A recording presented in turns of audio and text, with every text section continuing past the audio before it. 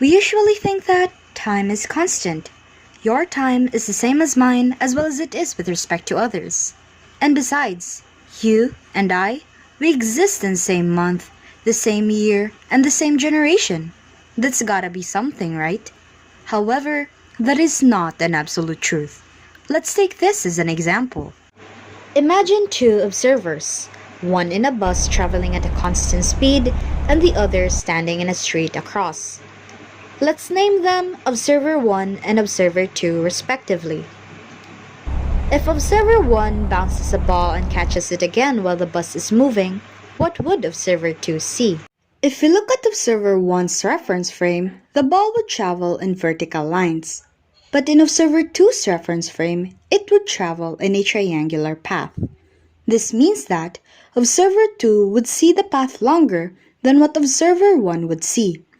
If we use the equation speed equals distance over time, it will show us that Observer 2 would view the ball's movement faster, while Observer 1 would view the ball's movement slower.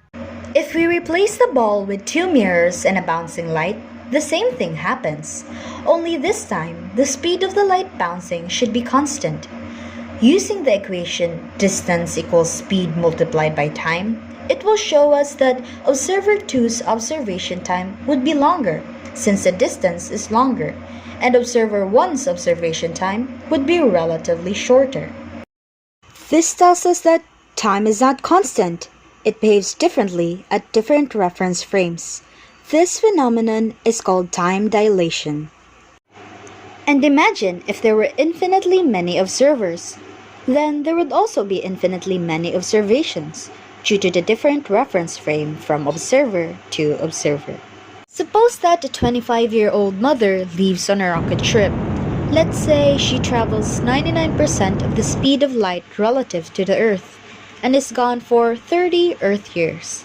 How old would the mother be in terms of her reference frame? How about her daughter, who was 2 years old by the time she left? If we plug in the variables in a time dilation equation, the time she spent on space would be just 4.23 years. This means that if she returns to Earth, she would only be 29 years old, while her daughter would be 32 years old, making the mother younger than her daughter. Through this, we can conclude that the faster you move through space, the slower you move through time. Time dilation proves that time traveling is actually possible, and that we humans have already been doing it.